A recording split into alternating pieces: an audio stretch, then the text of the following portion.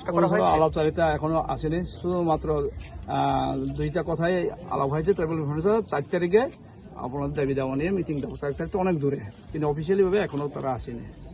তারা যদি কমজোর এভাবে কোথায় করলে তো বললাম না, এটা আমরাও জানা দিয়ে রাখছি। আপনারা তো এর আগেও 4 বার, এই নিয়ে আপনাদের পঞ্চমবার, এই নিয়ে পঞ্চমবার। তাই জন্য আমরা এটাই পঞ্চমবার, এটাই লাস্ট। আরেকটা লাস্ট বলতে ওই যে বড় ধরনের, এটা 6 মাসের পর হোক, 1 বছরের হোক, এটা ভালো প্রিপারেশন নিয়ে আমরা করব। একই দাবি আমরা যে TQRPC আমরা আত্মসমর্পণকারী অনেক দল আছে 1988 থেকে আজকে পর্যন্ত, তাদেরকে একত্র করে যাতে 21 দফা দাবি রয়ে গেছে, যেটা আমরা এখনো দাবি পূরণ হয়নি, এই নিয়ে আমরা আজকে এই অবরোধ করলাম।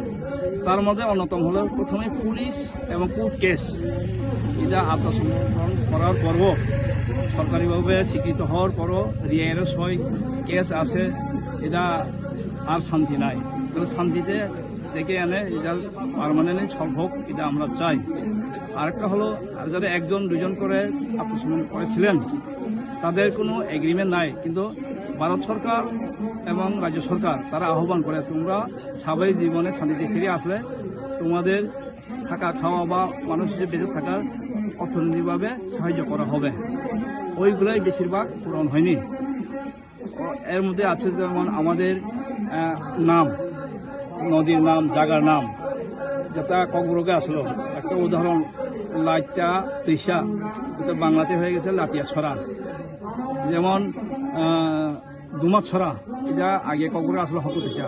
এরকম অনেক নাম যেন আগে সেই কক্সবাজারে এটা করা হোক।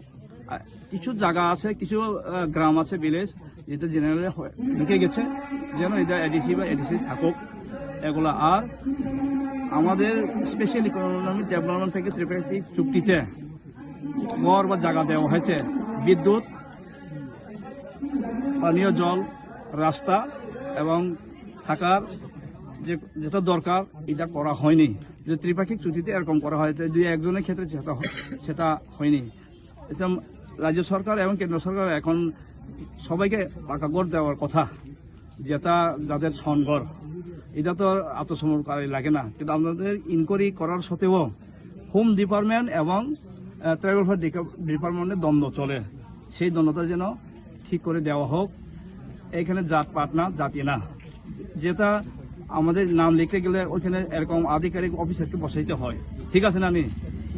বাঙালির ব্যাপারে বাঙালি বুঝে, সংস্কৃতি কৃষ্টির ব্যাপারে ট্রাইবেল ব্যাপারে ট্রাইবেল বুঝে, যেন 5 জনের মধ্যে 3 জন হলে যদি হয়, তাহলে আরো বাঙালি হোক, নন বাঙালি হোক বা মুসলমানই হোক, তো ভালো। এটা একটা সমাধান হওয়া দরকার। এটা chief minister, chief secretary, tribal minister, tribal director, তারা ওইটাগুলি বিষয়গুলি নজর দেন এবং তাড়াতাড়ি এইগুলা করুক। তাহলে ওইটাও একটা শান্তির পথ এবং আমাদের পথ।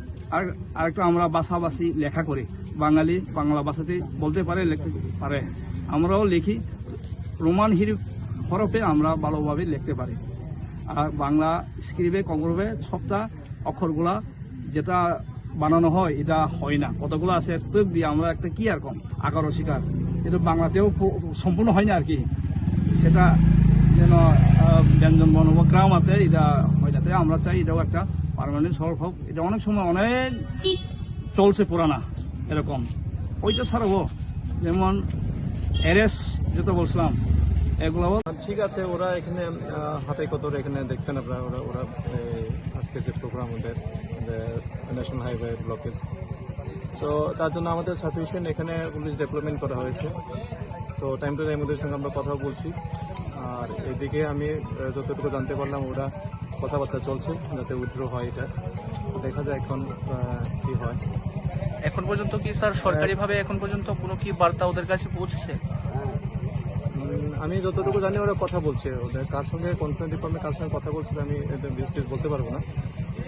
নিরাপত্তা ব্যবস্থা কতটুকু এখানে মজবুত রয়েছে? এখন নিরাপত্তা ব্যবস্থা বলতে আমাদের ডেভেলপমেন্ট আছে, সাফিসিয়েন্ট আছে, আমরা সিচুয়েশন ট্যাকল করার মতো আমাদের ইয়ে আছে। দেখা যায় এখন